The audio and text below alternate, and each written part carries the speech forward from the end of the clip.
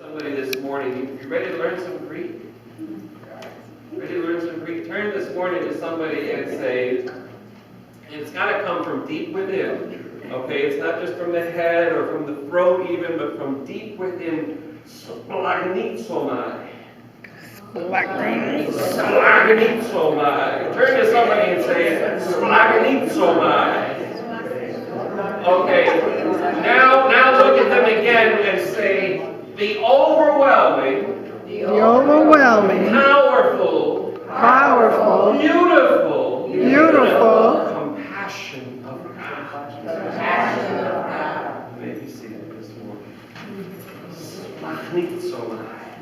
I actually wrote it out for Marissa ahead of time because she puts that as the sermon title, and I said, I want you to get the spelling of that right. And I didn't give it to her in the Greek letters, just in the English. Did you hear the gospel? It starts, when Jesus heard this, or in another version, when he got the news, this news. What news? Has anybody heard? Has anybody heard what it was that Jesus heard? Well, maybe that's what we need to be asking ourselves. What's the situation that's going on here? The gospel starts for us, and it's clearly in the middle of something. What's that something? What's going on? Well, it turns out that the first 13 verses of Matthew 14 are a recounting of the story of John the Baptist. Well, not of his whole life, but just of the end of his life. The story about how Herod had him arrested because John kept on accusing him of adultery because he was married to his brother's wife. And frankly, Herod was tired of it already, so he had him arrested. But he didn't kill him because he was afraid of the people's reaction. But if you remember the story, later on he gets tricked by his wife's daughter who dances for him and gets him all excited and aroused, and he makes a promise, whatever you want. And what does she ask for? The head of John the Baptist on a silver platter. Right? And so, because of his own guile, he feels that he has to carry out the promise that he made. Well, the news that Jesus gets comes from John's disciples, because they had continued to be with him and close to him as much as they could, even when he was in jail, in a dark, dank dungeon, awaiting his fate, awaiting to hear what would come. And so now they had conducted a sad funeral for John, their beloved leader, and they came and reported to Jesus. Part of the news that they would have shared with him, by the way, is what prompted the retelling of the story as it's presented in Matthew chapter 14. Because in the story, it turns out that Herod has been hearing about Jesus, has been hearing about the miracles that Jesus is doing, and he begins to say, oh, this must be John the Baptist resurrected, come back again.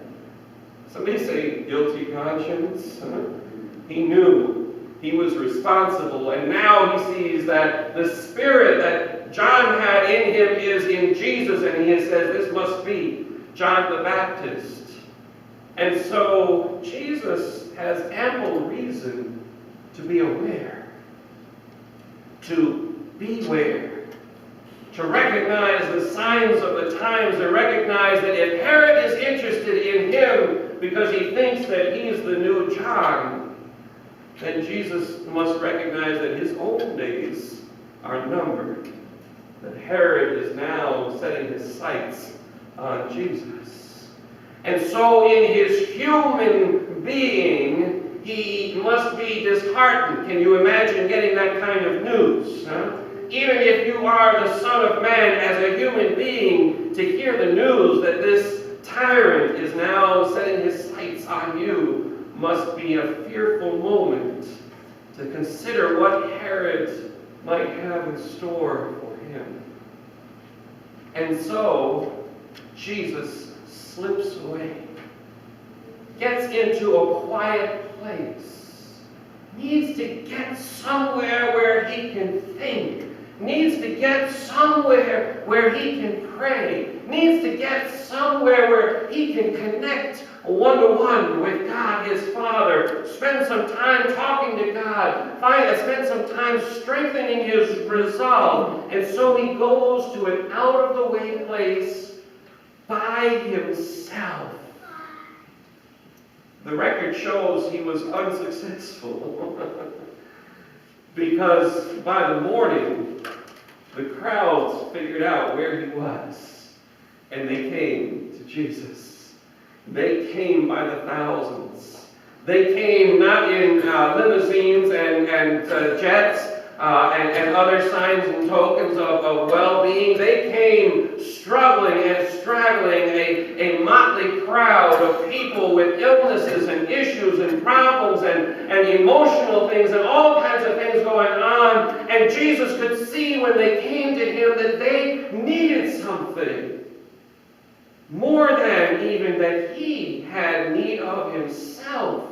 He knew he had need of some time to spend with his Father, and maybe through the night he had spent some time, but now he sees the people coming and he responds to them. It says that he was filled with, what's that word? Splaghnizomi.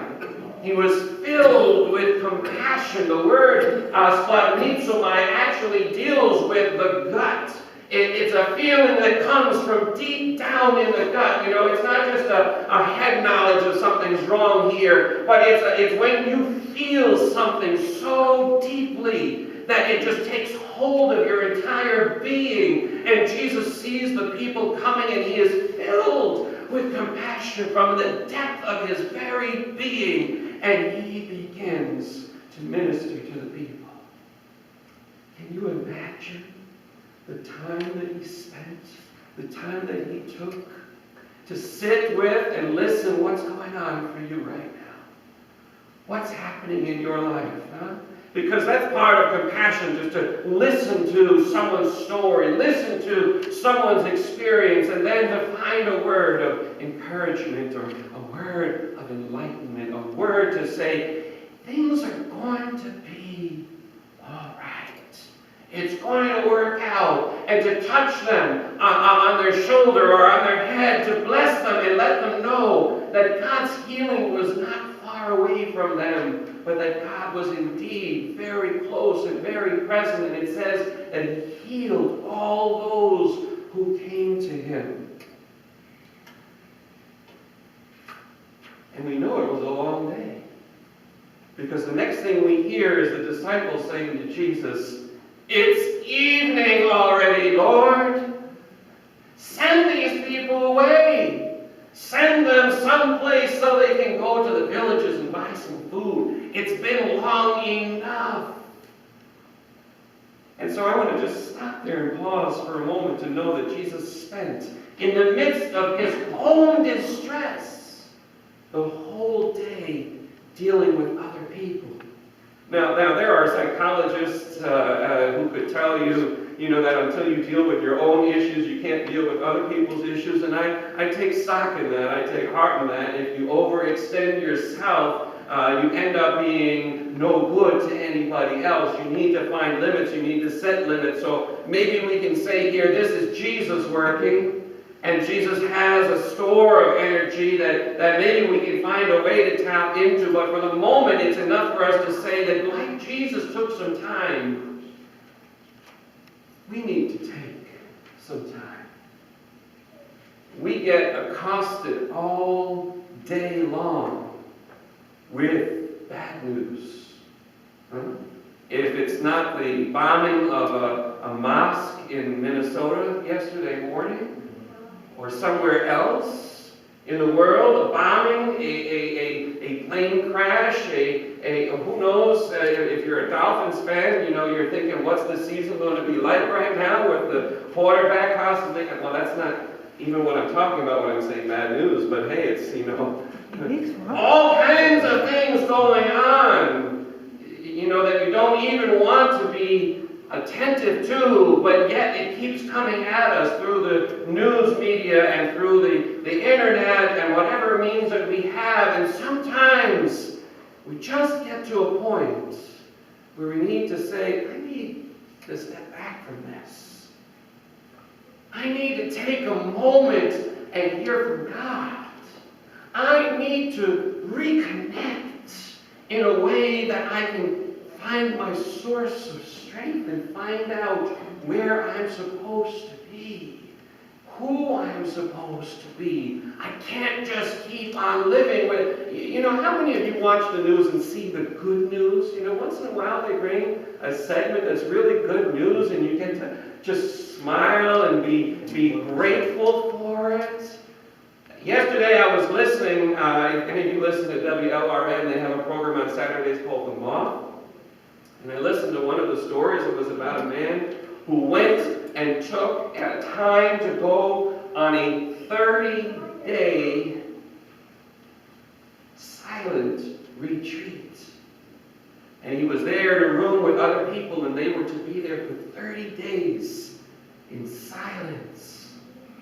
It turned out he got interrupted by somebody. They said, you need to call Jim. And he's like, Jim? Who's Jim? He couldn't think of a Jim in his life until he remembered Jimmy, his brother. Oh yeah. And it turned out that his mother had died. And so he needed to leave the retreat to attend to his mother's funeral. And then he came back and he spent the rest of... Anybody ready to spend 30 days in silent retreat? That seems like a long time. There's a few who are saying, yeah, I'm game for that. I'm ready for that. He came away from that, he says, with a new sense of awareness of who he was.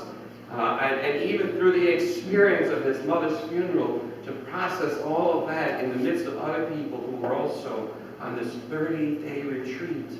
And so he took the time, and we need to take the time, but like Jesus, it seems like things and people keep finding us and interrupting us. And so what can we do other than to look at the example of Jesus? And today I don't even want to spend a whole lot of time focusing on the miracle of feeding 5,000 men, not to mention women and children who were there. That's a beautiful thing in and of itself. But I just want to take a moment to say, what does it mean for us if we take time to be in the presence of Jesus, who has so much compassion, who has so much love that comes from the depth of his very being? What if we spent some time with Jesus, recognizing what he cared about, who he cared about, what he wanted to see, how he wanted not just for people to have salvation, but to have wholeness, to have healing, to be restored to community life, to be together as one, the people of God, and enjoy the good things that come when people are associated together in the name of God and doing the things that God has created us for. Can you imagine spending some time just leaning into the compassion of Jesus?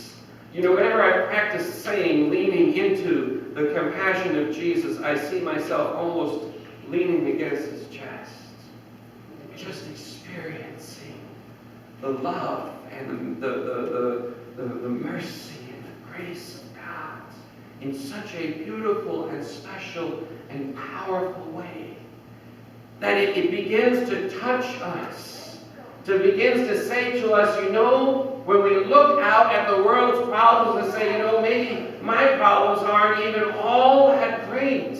And God can touch them. And that we need to look out to those who are dealing with all kinds of issues. Because you know what? The Splaghnizomi of God, the compassion of God, comes to the rich and to the poor. It comes to the citizen and to the immigrant. It comes to the healthy and those who are in need of health care. And Jesus reaches out to all of them and to all of us. And then what does Jesus say to the disciples? He says, you got nothing? He says, what you got in your hands? Oh, well, we have 5 loaves and 2 fish. But what are they among so many people? Oh God, our resources are so scarce. We don't know how we're going to make it. We don't know how we're going to go on. He says, bring them here. And so Jesus receives them. It says he takes them. Those few resources, those things that he now holds in his hand, he takes them and he blesses them. Thank you, oh God, for your grace and your mercy. Thank you for providing these resources. And then after he takes them and after he blesses them, he breaks them. Sometimes the things that we want to hold on to, God has to break them apart first. And when they're broken apart, now they can be distributed. And so we break them and we give them. Friends, it's the same formula for communion. Take, bless, break, give. It's the rhythm of our life as a Christian community, to give away to others that which we have received. Not to hold on to it and say, I got mine, how are you going to get yours? But to say, I got mine, do you need some? Here. And to share it. And God says there will be enough. More than enough. 5,000 people, plus women and children. And there were 12 baskets of leftovers. Not, it says, after everyone had a taste, but after everyone had eaten their fill. What do we hold today? What do we have in our grasp, in our hands? I invite you to lean into the Splaghnizomi of Jesus. Lean into that compassion. And then take what you have and say, God, thank you. That's what Eucharist means, you know. Give thanks. Thank you. And then break it and give it away to the whole world. Not in fear of, oh my God, there's not going to be any left for me. But in rejoicing that God says, there's enough for all my children. And the kingdom and the community of God will grow as a result. Amen. So, what do our baskets look like afterwards? We who have been richly blessed by God with all things, and mostly with his Splaghnizomi, with God's compassion. Go forth in that strength and in that love and mercy and grace that comes to us through Jesus Christ, from God the Father and the Holy Spirit.